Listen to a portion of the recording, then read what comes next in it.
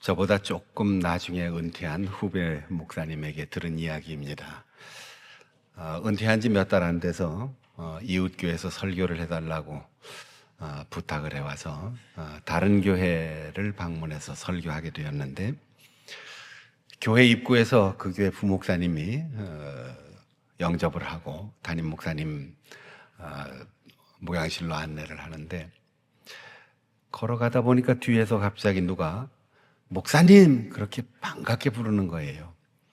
반사적으로, 아주 본능적으로 고개를 딱 돌렸는데 날 부르는 게 아니고 그 교회 부목사님을 부르는 거였죠.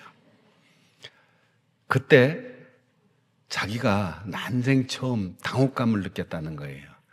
목사님 그러면 늘 난 줄 알았는데, 그 목사님이 내가 아닐 수도 있구나, 이걸 깨닫고 은퇴를 실감하게 됐다는 거예요.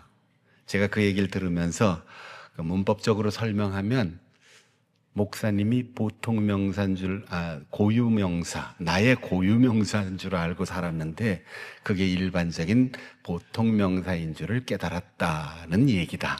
이제 그러면서 웃었어요. 그것뿐이겠습니까? 저도 2년 반 정도 전에 은퇴를 했는데 많은 직책이 있었고 다양한 호칭이 있었는데, 담임 목사 사임하는 그 순간, 은퇴식 마치고 나니까 다 사라져요. 당회장도, 무슨 위원장도, 무슨 부장도, 지역협의회 무슨 회장도, 여하튼 모든 수많은 직책들이 하루아침에 나와 전혀 상관없는 호칭으로 바뀌었습니다. 목사만 그렇겠습니까? 장로님도, 권사님도, 또 우리가 교회에서 부르는 직분과 사명뿐 아니라 사회에서 생활할 때 과장님, 부장님, 사장님, 지역에서 불러주고 동창들이 불러주고 이웃에서 불러주는 수많은 호칭들이 있는데, 이게 다 한순간 사라져버리는 거예요. 그렇게 남들이 불러주는 이름, 그 이름이 곧 나의 고유명사인 줄 알고 살다 보면 은퇴 후에 이제 우울증도 오고 공황장애도 오고 굉장히 외로움을 느낀다는 거예요. 남들이 불러주는 이름이 영광스럽고 다른 사람들이 부러워하는 이름일수록 그것이 끊어질 때 허전함은 상대적으로 더하겠죠. 이스라엘 역사의 가장 위대한 지도자로 손꼽히는 단 한 사람, 모세입니다. 자기가 태어날 때 누구의 아들, 누구의 자식인지 인식하기도 전에 부모로부터 떠났습니다. 그리고 주변 상황을 인지하기 시작할 때 그의 호칭은 왕자님이었습니다. 최고 권력을 이어받을 뿐이었습니다. 이집트의 모든 권력을 다 가질 수 있는 가능성이 100%인 사람이었습니다. 그렇게 자랐는데 어른이 되어서 40살이 되어서 왕자님, 최고 권력, 차기 지도자, 이렇게 사람들이 불러줄 때, 아니야, 너 나를 그렇게 부르지 마라고 거절했다는 거예요. 이 세상의 모든 사람들이 다 부러워하고 최선을 다해 노력해도 얻을 수 없는 그 모든 것을, 그 호칭을, 아니야. 어른이라고 하는 표현이 누구에게 붙여지는 걸까요? 내가 우리 집의 중심, 우리 아빠 엄마의 기쁨, 온 세상이 다 나 중심으로 돌아갈 때 이걸 어린 아이 같다, 유치하다라고 그래요. 자라서 나를 변두리로 내어놓고 다른 사람을 중심 삼아서 누군가를 위해서, 그리고 내가 어떤 역할을 할까 고민하기 시작할 때, 아, 어른스러워졌다. 어른답다. 그렇게 표현하는 거죠. 모세가 어른이 된 것은 왕자님, 최고 권력자, 자기 지도자라고 불러줄 때 나는 거기에 해당하는 사람이지만 난 그렇게 불러주는 걸 좋아하지 않아. 내 참된 정체성은 그게 아니야 라고 말하는 거죠. 공주의 아들 아니야. 왕자님 아니야. 그보다 나는 하나님의 백성이고 하나님의 자녀다. 하나님께서 너는 내 아들이다. 가족들과 동족들이 누구인지 깨달았을 때 내가 저 백성 중에 하나다. 이걸 깨달으면서 세상 권력의 중심부에 있었던 자기를 부정하기 시작했습니다. 요셉은 어떠했습니까? 부모님의 사랑을 뚝 차지했고 그 때문에 형제들의 미움을 사서 죽을 뻔한 위기를 넘기면서 애굽에서 보디발의 가정 집사로서 일 잘하는 사람, 똑똑한 사람, 멋지고 매력 있는 남자였습니다. 가정의 모든 일꾼들이 다 대표 집사님, 살림꾼, 보디발의 아내가 매력 있고 멋진 남자, 그럴 때 아닙니다. 나는 히브리 사람이요 하나님의 백성입니다. 우여곡절 끝에 감옥에서 부름을 받아 바로의 꿈을 해석해주고 그 나라의 총리가 되었는데 1인지야 만인지상의 총리가 되어서도 나는 권력자라고 부름받는 것 원치 않는다.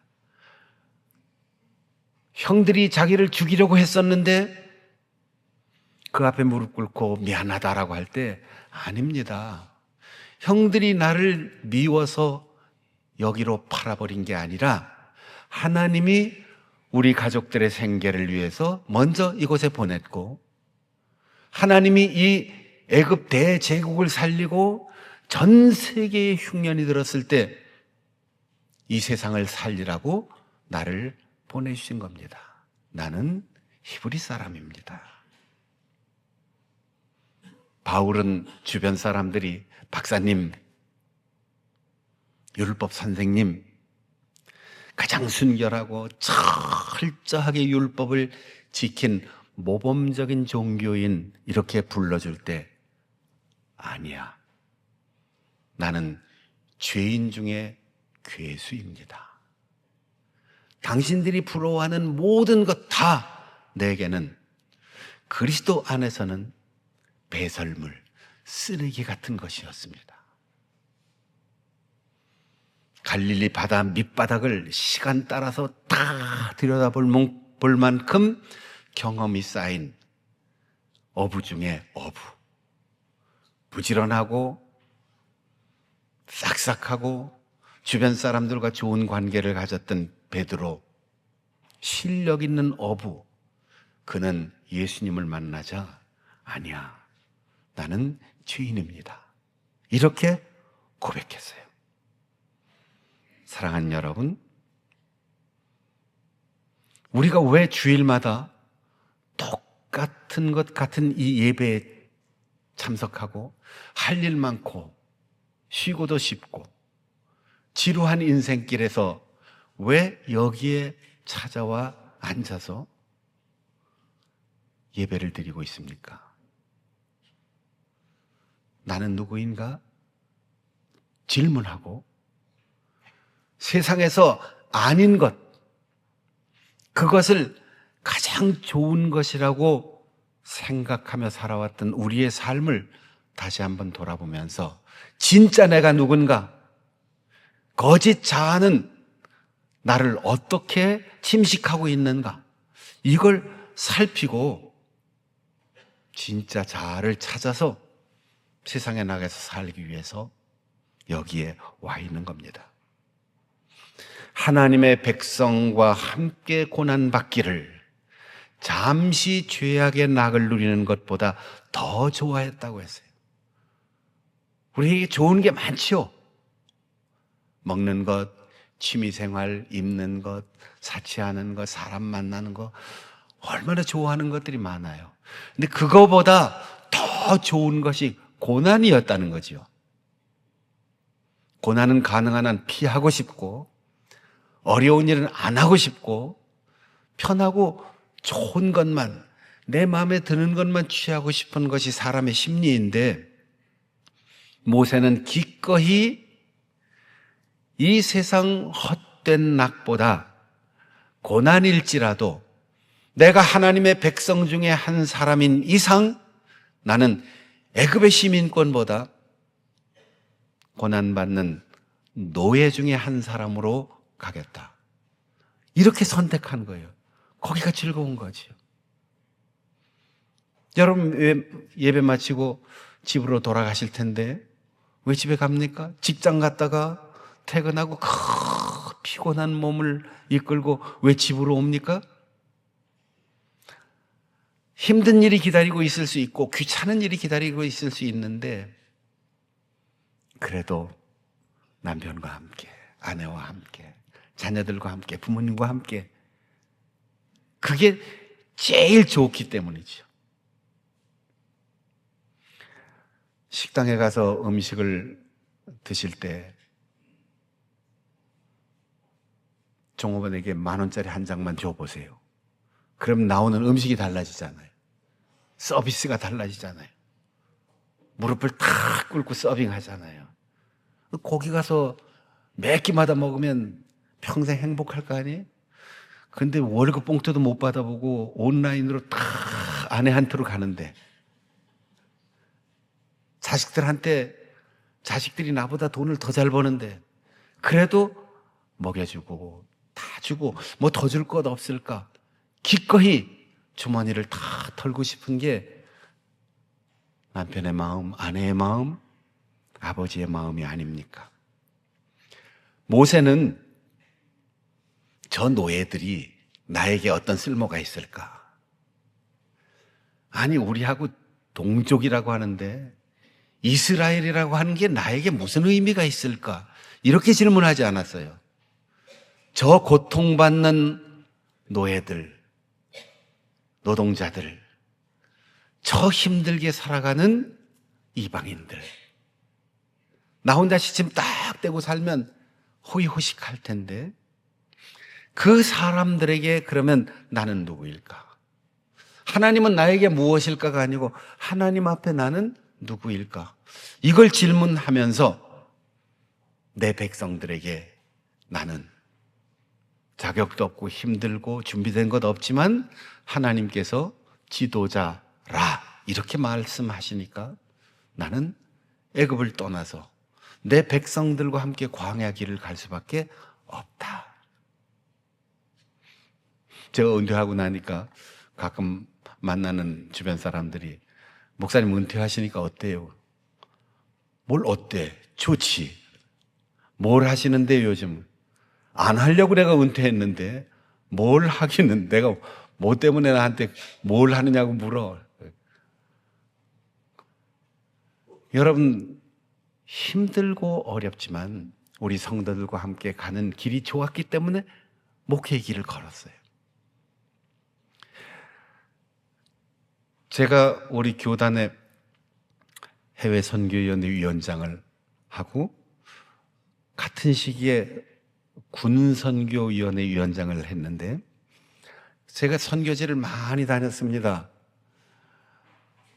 가서 그 선교사님들과 만나고 선교사 수련회의 시간표를 통해서 강의도 하고 설교도 하고 상담도 하고 그렇게 다니면서 제가 늘 부족한 부분이 있었습니다.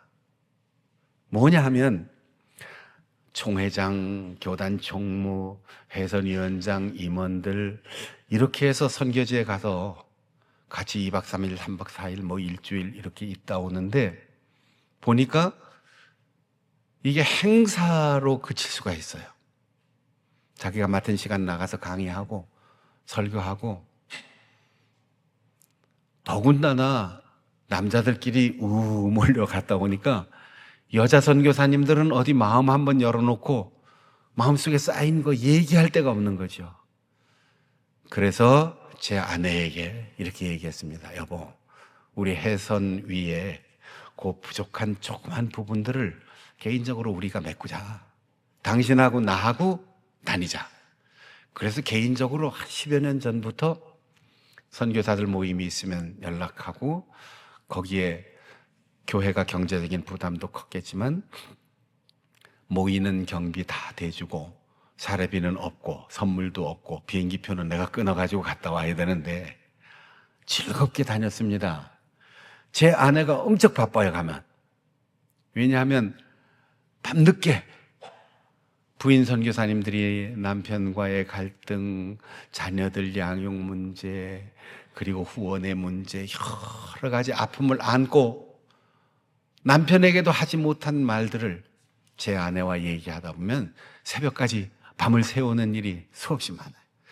그런데 저만 가서는 그런 얘기를 들을 수가 없잖아요.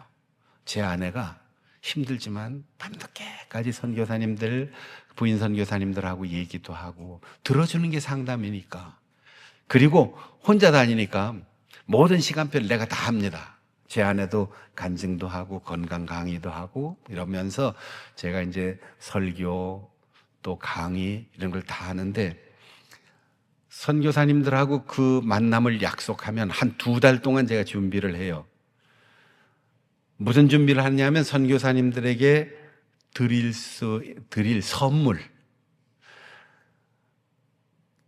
굳이 여기서 가져가지 않아도 지금은 전 세계가 아무리 가난한 나라도 대도시 수도권에 가면 우리나라의 대형 마트들도 다 진출해 있고 세계 명품도 다 살 수 있어요. 돈만 있으면. 돈만 가지고 가면 되는데 선교사님들을 위한 선물은 해외에서 아무리 많은 돈을 주어도 구할 수 없는 것들, 그런 걸 이제 2달 동안 수집해 가지고 가는데, 부채과자, 아시는구나.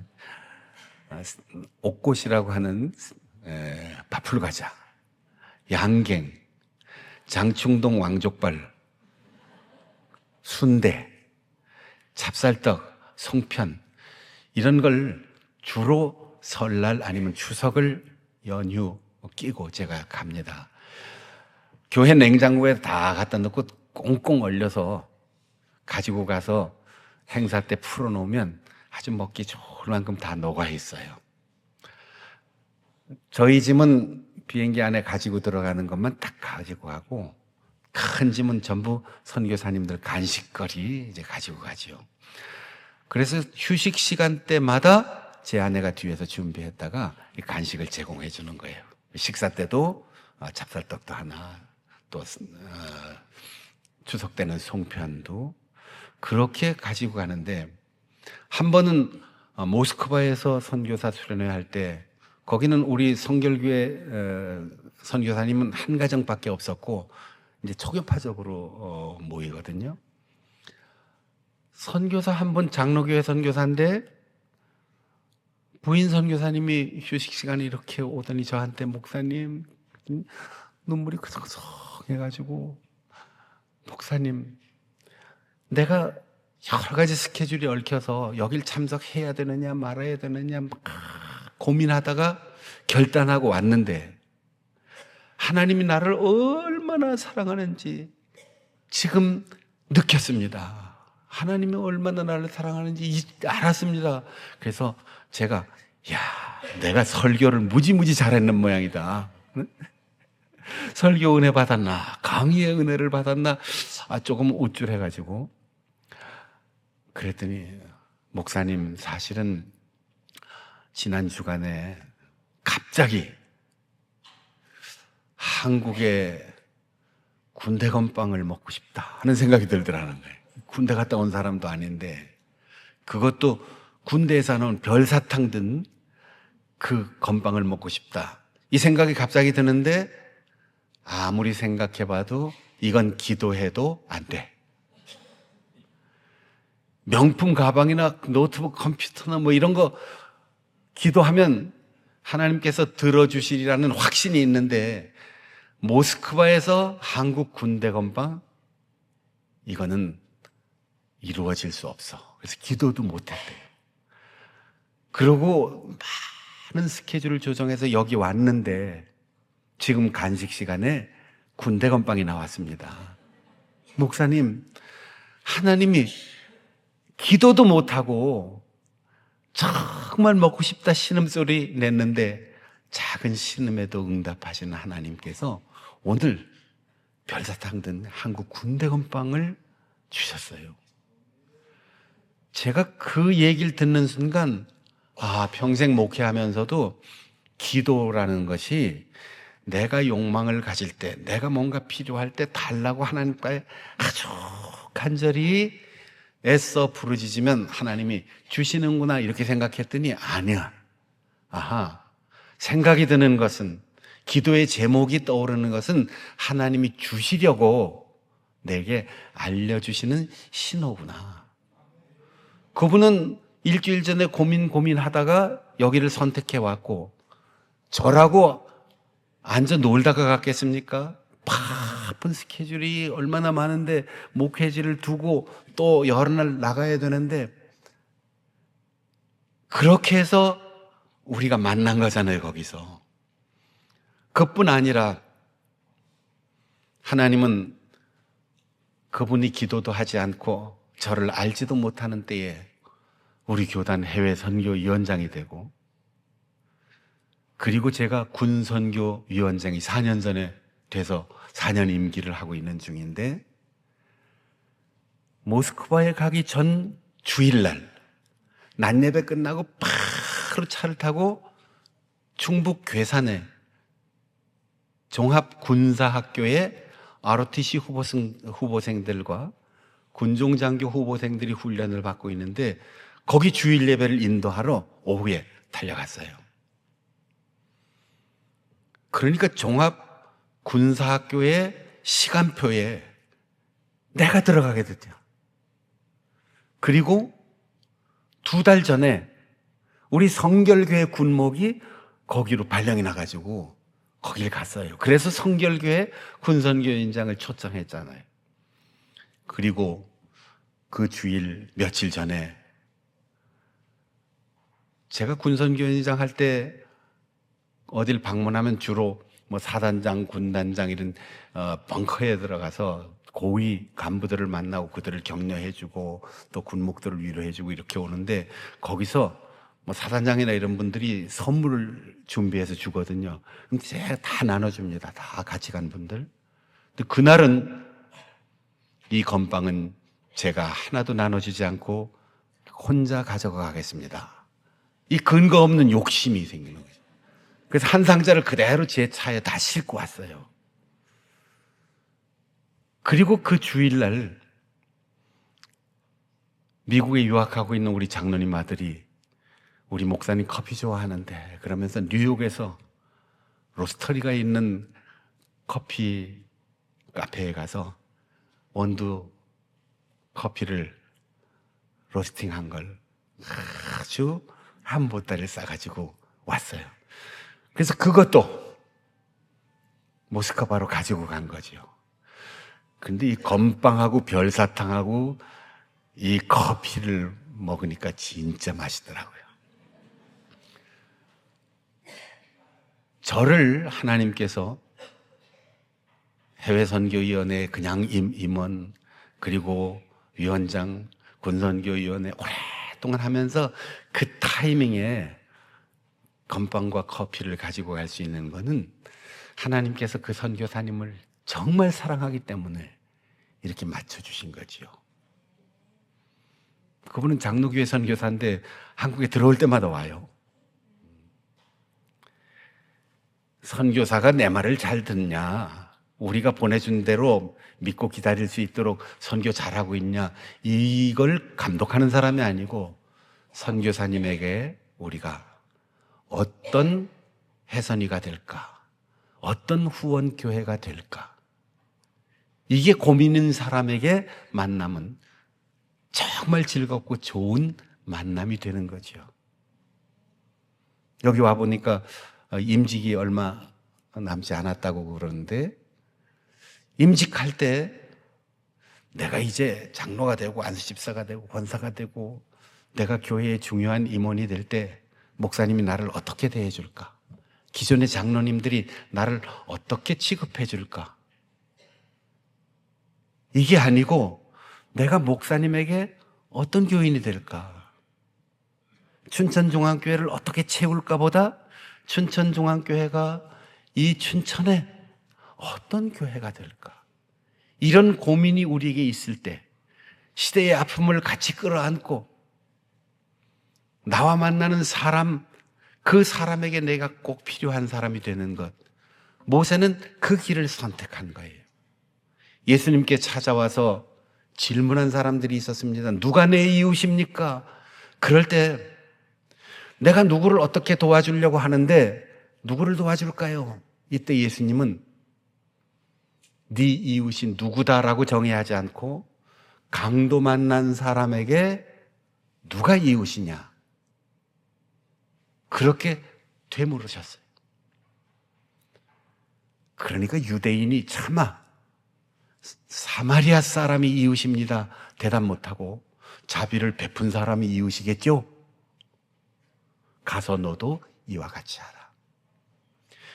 왜 사람을 인간이라고 표시했겠습니까? 우리가 누구와 누군가의 사이에 있기 때문에.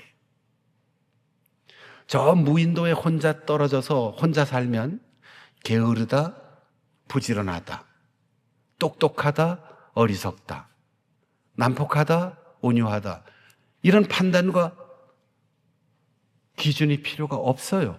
혼자 사는데 무슨 기준이 있어요? 근데 누군가 옆에 있을 때 상대적으로 이 사람이 부지런한지 게으른지 너그러운지 인색한지 판단이 나오는 거죠. 모세는 내가 누구인가? 하나님의 자녀라고 하나님의 백성이라면 내가 저 동족들에게 어떤 사람이 되어야 하는가? 그 결론 끝에 왕자가 아니다. 백성들과 함께 있는 것이 나에겐 즐거움이다. 선택한 거죠. 왜 이렇게 자기 자신을 찾기 위하여 어른이 될 때까지 고민했고, 왜 모든 걸 다 놓고 자기 백성들과 고난당하는 길을 선택했을까요? 믿음으로. 우리는 흔히 믿는다라고 해요. 그 사람 믿음이 좋다, 믿음이 형편없어 이렇게 표현합니다. 그런데 믿음이 뭔지를 정의하지 못해요. 믿음이 뭡니까? 내 주먹을 믿어라, 이것도 믿음이에요. 무당을 믿는 것도 믿음이에요. 석가모니를 찾아가는 것도 믿음이에요.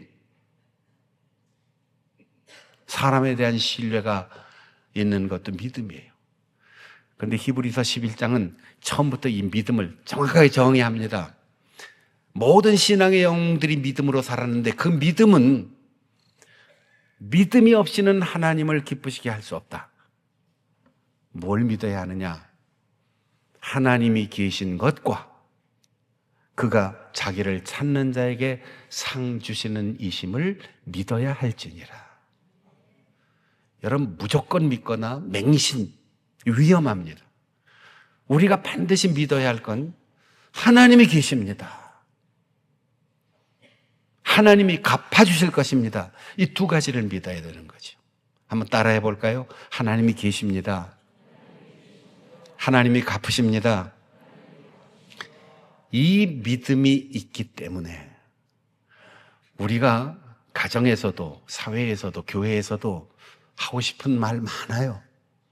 다 뒤집어 놓고 설명하고 싶어요. 억울해요. 서운해요. 너 이따 화장실 뒤로 와. 뭐 이렇게 부르고 싶은 사람도 있겠지요. 그런데 우리가 참고 희생하고 헌신하고 사명의 길을 끝까지 걷는 이유는 하나님이 계시기 때문이에요. 한순간 여기까지 올라오는데 하나님이 보고 계셔. 왜 나만 희생해야 돼? 왜 나만 이렇게 손해를 봐야 돼? 이때 하나님이 갚아 주실 것이기 때문에. 그래서 하나님의 존재를 믿고 하나님이 갚아주시는 보상의 하나님을 믿는 사람은 선택하는 게 달라요. 사람을 대하는 태도가 달라요. 오늘 교회 사역 그리고 사회생활에서 여러분이 주변 사람으로부터 듣는 호칭과 직분이 명예입니까? 사명입니까? 그 계급이 그렇게도 연연해야 할 만큼 자랑스럽고 가치 있는 것일까요? 하나님 앞에 서는 순간마다 나는 누구인가? 주변에 해야 할 많은 일들이 과제로 닥쳐올 때 그 일에, 그 사람에게 나는 어떤 이웃이 될까? 허전할 때마다, 외로울 때마다, 속상할 때마다 하나님이 계시는데, 하나님이 갚아주실 것인데, 확인하고 고백하고 결심하며 살아가는 우리 춘천종합교회 믿음의 식구들이 되시기를 바랍니다.